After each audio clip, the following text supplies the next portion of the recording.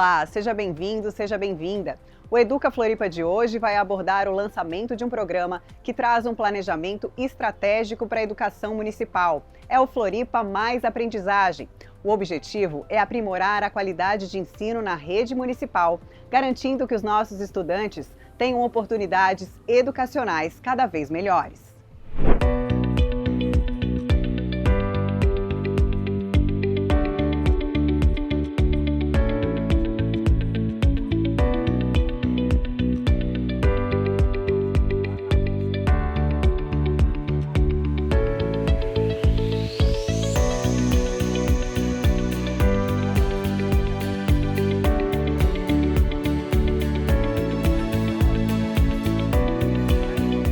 Para alavancar a educação na capital, foi assinado um acordo de cooperação técnica inédito entre a Prefeitura de Florianópolis, Tribunal de Contas do Estado e a organização Todos pela Educação.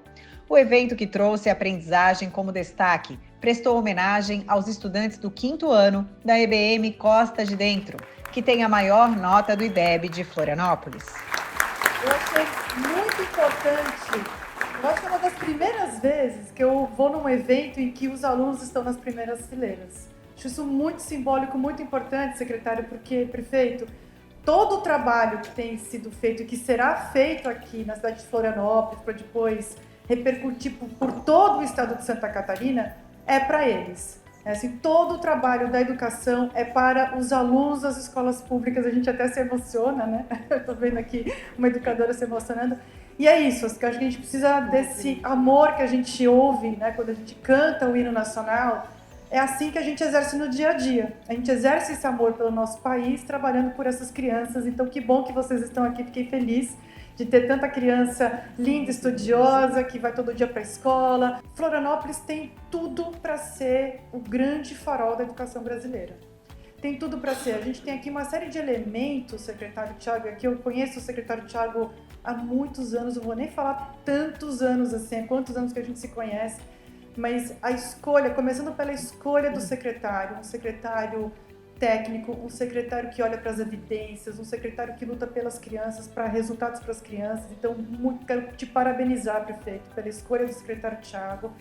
A gente tem uma sociedade aqui em Santa Catarina, aqui em Florianópolis, que é uma população com baixa desigualdade social. Isso é um presente, quer dizer, obviamente isso aqui é uma luta histórica, né? Isso vem de um resultado histórico do estado e da cidade, mas que bom que a gente tem uma cidade que tem essas condições de ofertar educação com menos desigualdade. A gente sabe, né? Tem aqui tanto a Lúcia quanto a Maria Helena, o Eduardo Deschantes, que sabem tão bem que a desigualdade socioeconômica, ela acaba pesando muito na educação. Então a gente tem uma condição aqui favorável, a gente tem um vento a favor.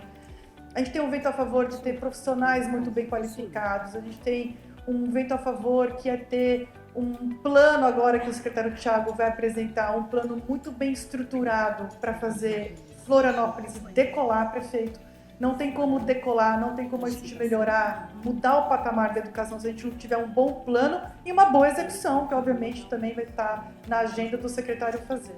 Para fazer coisas boas e fazê-las bem, é preciso estar preparado no momento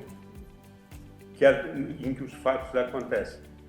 Por isso, eu quero enaltecer a realização deste evento e desejar, em meu nome, em nome do conselheiro presidente do Tribunal de Contas, conselheiro Erneus de Nadal, que tenhamos um bom dia de trabalho aqui e que o que aconteça aqui traga bons frutos para a vida pessoal e profissional de cada um de nós e especialmente para a educação de Florianópolis e de Santa Catarina. O programa Floripa Mais Aprendizagem traz 7 diretrizes principais, baseadas em boas práticas e evidências brasileiras. São elas: 1. Expansão de carga horária das aulas. 2. Priorização do currículo e material didático. 3. Trilha formativa de professores. 4. Uso pedagógico de avaliação formativa e somativas. 5. Trilha formativa de gestores com foco na gestão de aprendizagem. 6. acompanhamento pedagógico e 7, acompanhamento e incentivo à frequência. A EBM Costa de Dentro já foi destaque também aqui no Educa Floripa. Recentemente estivemos na escola para entender o que faz dela essa referência na capital. O incentivo à frequência trazido pelo Floripa Mais Aprendizagem, no item 7 das metas do programa, foi apontado pela diretora Rita de Cássia como um dos pontos essenciais para o sucesso da escola. Relembre com a gente um trechinho dessa entrevista. A gente tinha bastante frequência dos estudantes, né?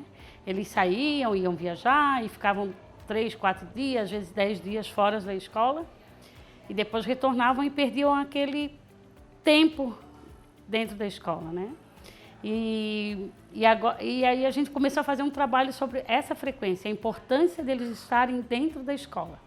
E isso a gente tem certeza que a nota do IDEB, essa frequência dos estudantes faz muita parte disso. O prefeito da capital, Topázio Neto, começou seu discurso no evento da última sexta-feira, 21 de março, fazendo uma chamada simbólica, mostrando que estar na escola é o primeiro passo para aprender. Então, se estiverem aqui, eu quero que digam presente, levantem e olhem lá para trás, para eles olharem vocês, para conhecer vocês. Então, Álvaro Luiz Dávila. Não, levanta, Álvaro. Esse é o Álvaro. Amali das Galáxias Pacheco. Tá lá, Amali. Caio Pires. Davi da Silveira, meu parente. Davi da Silveira. Não veio, Davi? Foi embora da escola. Ah, tá bom, tá bom. Ó, meu parente já foi. Davi do Nascimento. Ah! Meu Deus, como tem Davi nessa sala. Davi Francisco Ramos. Manuel Peralta. Manuel Peralta. Ô Manuel, tu é muito Peralta? Não, acho que não. Só no nome. Mateu X. Mateu? Não veio, faltou. Falta pro Mateu. Falta pro Mateu. Mateus Ralphs. Aê, Mateus! Alguém aqui sabe, ou alguém aqui não sabe onde é a Costa de Dentro? Todo mundo sabe onde é a Costa de Dentro, todo mundo de Floripa. A Costa de Dentro é lá no extremo sul da ilha, uma escola pequenininha, o que prova, professor, que infraestrutura é muito bom. Mas não é só a infraestrutura que define a qualidade da educação. O que define a qualidade da educação são os nossos educadores, são as pessoas que estão com as crianças, é o programa pedagógico, é o aporte que a prefeitura faz em termos de material escolar e a vontade das crianças de querer aprender também. O secretário municipal de Educação, Tiago Peixoto, trouxe dados que apontam que a educação na capital teve uma queda de qualidade significativa nos últimos 14 anos. As metas claras trazidas pelo Floripa Mais Aprendizagem pretendem colocar Florianópolis novamente no topo da educação nacional. O que esses dados que mostram aqui é um grito muito forte, muito potente por mudança.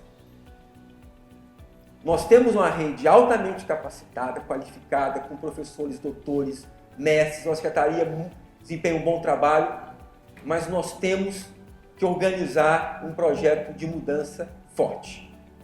E aí destacar, prefeito, que onde a educação deu certo no mundo, eu aprendi isso com a Priscila, lá no Todos pela Educação, foi quando isso deixou de ser um problema das escolas, da prefeitura, e passou a ser um problema da sociedade como um todo. E esse é o movimento aqui hoje. É todo mundo, todos nós, dando as mãos para promover avanços significativos na nossa educação. Assim que eu cheguei como secretário, já existia um diálogo bem avançado com o prefeito, com a secretaria, para a construção de um plano estratégico. Nós somos um lugar com tanto potencial, com equipe tão bem formada, tão qualificada, um bom projeto, um bom plano, era necessário para potencializar isso que nós já somos.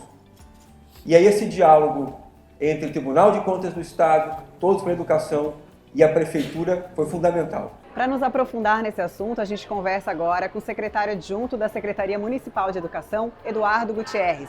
Bem-vindo, secretário. Muito obrigado pelo convite para estar falando mais uma vez com a Educa Floripa. Nós estamos muito animados, entusiasmados com o programa Floripa Mais Aprendizagem, lançado no Tribunal de Contas nessa tarde de sexta-feira, onde a sociedade civil, a rede municipal de ensino, o Tribunal de Contas, o Ministério Público, enfim, todos os atores da sociedade de Florianópolis estão assinando um compromisso para aprendizagem. Hoje nós assinamos um compromisso onde a aprendizagem está no centro das discussões. Nossa prioridade absoluta para o ano de 2025, para os próximos 4 anos, é a aprendizagem. Tudo aquilo que a Secretaria Municipal de Educação desenvolverá nos próximos anos, nos próximos meses, será focado na aprendizagem dos nossos estudantes. Então buscaremos trazer inovação, buscaremos trazer tecnologia, buscaremos trazer mais aulas de português e matemática, buscaremos trazer tempo integral para os nossos estudantes, pensando na aprendizagem deles, para que eles consigam chegar lá na frente com a aprendizagem adequada, com a alfabetização na idade certa, com o 5º ano finalizado de forma tranquila, indo para o ensino médio também de forma adequada. Então essa é a nossa prioridade no ano de 2025 e nos próximos anos. Secretário, o programa começa com um período integral para o 5º ano, mas a ideia é que se estenda aí para toda a rede municipal? Exato. E por que o 5º ano, né? Por que o tempo integral começa no 5º ano? É justamente aquele ano onde os nossos estudantes vão para os anos finais do ensino fundamental e onde a gente precisa estancar potencial defasagem daqueles estudantes, então, na rede municipal de ensino. Então, se pensa no 5º ano, começa para o 5º ano, mas nos próximos anos a ideia é que a gente consiga ir voltando, né? Para o 4º, para o 3º. Algumas turmas de 2º ano nós já conseguimos integralizar nesse ano e a ideia é que nos próximos anos a gente consiga, pelo menos os anos iniciais, todos em tempo integral. De que forma a Secretaria entende que o período integral pode aumentar aí os índices da educação? Eu acho que o tempo integral, ele, além de tudo, ele é mais tempo de aula, né? É mais tempo, são mais aulas de português, mais aulas de matemática, mais aulas de outros componentes curriculares, não só aqueles também que a gente imagina, ciência, geografia, história, mas também o núcleo de ação diversificado, que é onde a gente vai trazer um pouco do contexto de cada região, com projetos que trarão aquele contexto e com certeza mais aprendizagem para os nossos estudantes. Imaginar, né, que com tempo integral as crianças ficam o dia inteiro na escola, com alimentação adequada, com projetos diversificados, com mais aula, eu tenho certeza que nossas escolas e as nossas famílias vão aceitar muito bem esse projeto.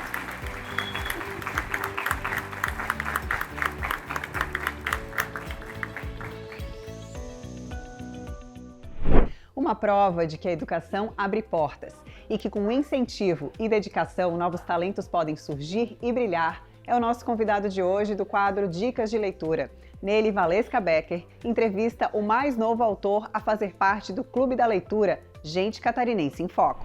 E hoje o nosso encontro literário está muito especial, porque nós temos a convite José, que é José Vinícius, que é o nosso mais novo escritor do time de escritores catarinenses que fazem parte do Clube da Leitura Gente Catarinense em Foco. E a Rose, que é parceira de estudos, né, doutora em educação, que trabalha também com escrita e com poemas, com poesia, e que vem acompanhando o filho, porque foi uma das grandes, eu acho que foi a maior incentivadora para essa escrita. E eu queria saber como iniciou a escrita do José Vinícius. Primeiramente, queria agradecer a disponibilidade de vir aqui apresentar meus livros, um pouco da minha parte da literatura, que eu gosto muito, e sou muito grato. Muito obrigado. Então, como a Valesca me apresentou, eu sou José Vinícius, tenho 18 anos atualmente, mas desde pequeno já venho no mundo da literatura por conta da minha mãe, que é professora, escritora, e ela também fez diversos livros. Então, sempre fui rodeado de livros, sempre ganhava presente, desde pequenininho, desde os meus 3 aninhos em diante, por aí, desde sempre. Então, era sempre livros autografados, eram sempre presentes. Então, ao decorrer, eu me apeguei muito, eu gosto muito, é algo que é o meu hobby, assim, amo demais. Valesca, primeiro de tudo, agradecer essa oportunidade. É uma alegria estar aqui falando de literatura, acompanhando Vinícius. Vem acompanhando essa trajetória, né, já desde o começo, desde bebezinho, né? Com a Valesca também falamos muito de mediação da leitura literária, falamos muito da poesia, que é o meu foco de pesquisa e que eu tenho um laboratório doméstico, vamos dizer assim, né? Porque se hoje a gente está aqui falando já do 4º livro publicado, do 5º escrito por ele, se deve ao fato de que ele não conseguia aprender a ler. Eu sou professora, sou alfabetizadora, né? Pesquisadora da área da alfabetização, e estava mesmo arrancando os cabelos com essa história. Arrancando os cabelos porque, por mais que interagisse, ele não conseguia automatizar o processo de leitura. E isso tudo, então, muita poesia, muito livro poético, muitas quadras, muitos poemas, até que nasce um autor, nasce um escritor, que não nasce do nada e também não nasce por acaso, né? Ele vem eu sempre digo a ele que se ele não tivesse tido a dificuldade, talvez ele não estaria celebrando a escrita destes livros, né? E cada livro tem uma história, e uma delas, de um projeto que está chegando, que está se aproximando, vai contar a história de um menino que não conseguia aprender a ler. Que linda essa história, que lindo, Rose, né? Saber que a gente pode superar as nossas dificuldades e, através da arte, através da literatura, mostrar ao mundo vários outros aspectos.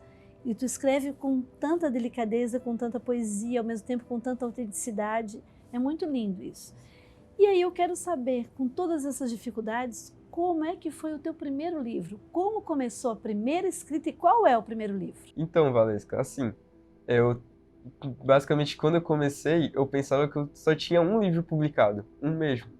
E aí, quando eu estava fazendo o lançamento do Medo Bonito, e também ao decorrer do Amoritel, chegou uma professora que dava aula para mim no ensino fundamental, no terceiro aninho, no segundo aninho, e aí ela chegou com esse livro, que se chama Um Trem Triste, que eu fiz com meus colegas de classe, e esse aqui vamos mostrar? Que é o meu primeiro livro mesmo, mas não é publicado. Foi quando eu fiz com meus colegas, eu tinha uma dificuldade, eu ainda tinha, e esse livro aqui é incrível, eu ainda quero fazer um publicado dele, que é incrível, tipo, muito lindo, muito bom. Eu achei fiquei até sem jeito, por conta que é um livro incrível. O meu primeiro, eu achava que O Medo Bonito era o meu primeiro livro. Então, esse livro aqui significa bastante coisa. Ainda ele é bem simples. A gente só precisa de um papel, um lápis para escrever. A gente consegue fazer um livro. E isso é incrível. Isso, quando eu vou nas escolas com as crianças, trabalhar com meus livros, eu sempre falo para elas, vocês podem fazer um livro, sim, com papel e caneta, um lápis, transcrever, ilustrar. E isso é incrível, é gratificante. Saber que quando tu vais nas nossas unidades educativas, nas escolas, tu enfatiza a importância de escrever e de usar a mesma simplicidade que se tem à mão. Os nossos estudantes têm acesso a esses teus 2 livros editados, né? Mas esse foi o primeiro, então, tu falou, editado. O Medo Bonito, recontando as histórias do vô Carlos. Conta um pouquinho pra gente como é que foi escrito, então, desse primeiro editado. O Medo Bonito, ele começou em 2018, mas desde sempre, desde que eu era pequenininho. As histórias que contém aqui são de décadas, assim, que passam de geração em geração. E o meu vô, ele sempre contava e ainda conta histórias de terror, que dão medo, que botava medo na gente, mas ele, hoje em dia, é um medo bonito em si. E eu e meus primos, a gente levou uma máquina de escrever pro meu vô, é uma que ele tinha bem antigamente, mas não era a mesma. E ele começou a escrever lá, relembrar, contar as histórias que ele sempre conta, da época dele, quando ele era professor. E ele começou a contar essas histórias novamente. E aí eu e meus primos pensamos assim, nossa, que legal. Que tal a gente deixar isso recordado, publicar isso e transformar em um livro. E aí a gente começou a transcrever, a gravar com um microfonezinho assim, tipo, que a mãe tinha levado, e a gente gravando, ele contando, e aí quando eu cheguei em casa eu transcrevi no computador, no notebook, e comecei a organizar as histórias assim, a dar título a elas, e isso foi incrível, isso foi o começo. E aí é incrível que eu e meus primos ilustramos, eu ilustrei também, e eu que transcrevi. Isso é incrível, é algo familiar meu, da minha família, que eu quis publicar. Vinícius e Rose, muito obrigada por aceitarem esse convite, pela generosidade de compartilhar essa trajetória de superação, onde uma dificuldade de aprendizagem gerou tantos produtos literários, tantas produções lindas, e nós temos certeza que terão outras. E principalmente porque essa experiência de vida vai motivar muitos estudantes e muitas crianças a também não desistirem dos seus sonhos e continuarem escrevendo. Então, com o nosso novo, o mais novo escritor, desde os 13 anos participando do Clube da Leitura, nós queremos deixar um convite para outros também, mas queremos continuar acompanhando essa trajetória e que venham muitos outros livros, muitos outros títulos e que possamos ter vários exemplares em toda a nossa cidade. Muito obrigada.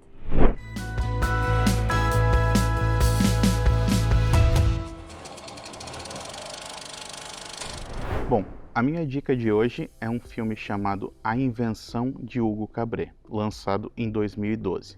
Esse aqui é um filme que é dirigido pelo Martin Scorsese. O Martin Scorsese, ele é um cineasta que ele é possivelmente um dos grandes cineastas ainda em atividade no cinema de hoje. E ele é um cara que ele é mais conhecido por conta de fazer filmes que são filmes com temáticas mais adultas, filmes com temáticas policiais, ele conta histórias sobre a máfia, esse tipo de coisa.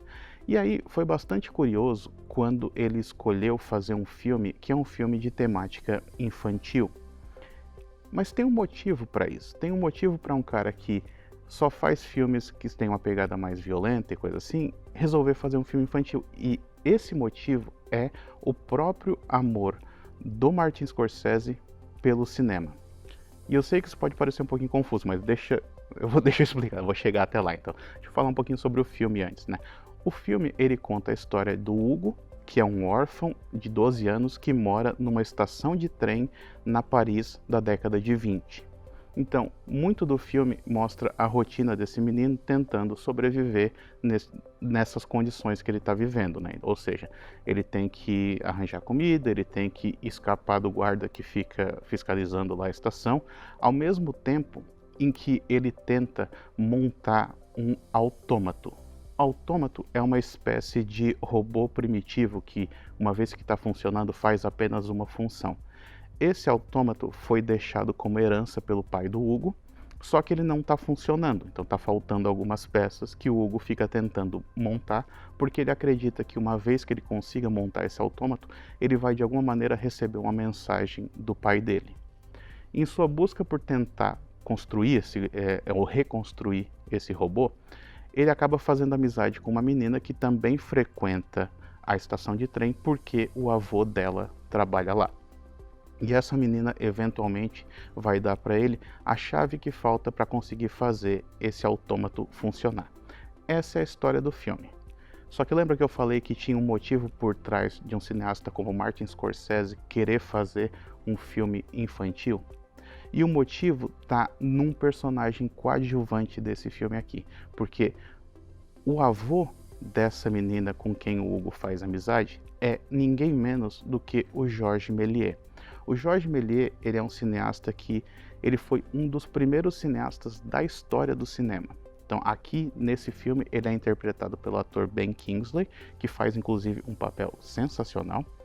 E o Georges Méliès, ele tem uma importância tremenda para a história do cinema, porque ele foi o cara responsável por dar ao cinema a magia.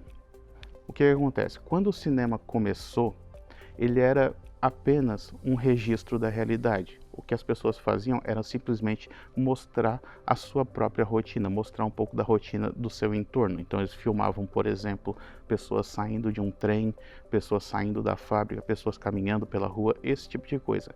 O cinema servia apenas para mostrar a imagem em movimento. Só que foi o Georges Méliès que entendeu que o cinema podia fazer muito mais, que o cinema podia trazer magia também. Isso não por acaso, o Georges Méliès, ele era um mágico também. Então, quando o Georges Méliès ele se deparou com o cinema, ele se deparou com a câmera, ele entendeu que ele poderia trazer um pouco da magia dele, da experiência dele, para essa nova mídia. E foi isso que ele fez. Então, ele começou a contar histórias por meio do cinema. E histórias cada vez mais fantásticas, cada vez mais estranhas também. E tudo isso fez com que o cinema evoluísse para, além de ser um retrato da realidade, ser também ficção, ser também magia. Então, para responder aquilo que eu falei lá no início, por que que um cineasta como Martin Scorsese resolve fazer um filme infantil? Ele está fazendo esse filme porque ele está se utilizando desse filme para poder homenagear o cinema de maneira geral e para poder reconhecer que sem a presença de cineastas como o Georges Méliès, hoje talvez não existisse cinema. Então, A Invenção de Hugo Cabret é um filme extremamente bonito, visualmente ele é impressionante, ele é divertido também, ele é engraçado e por trás de tudo isso ele traz uma homenagem a essa arte que a gente tanto ama.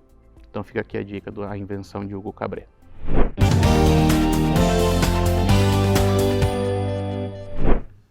Espia, gente! Eu sou o Zeca. E eu sou a Dona Mocotinha.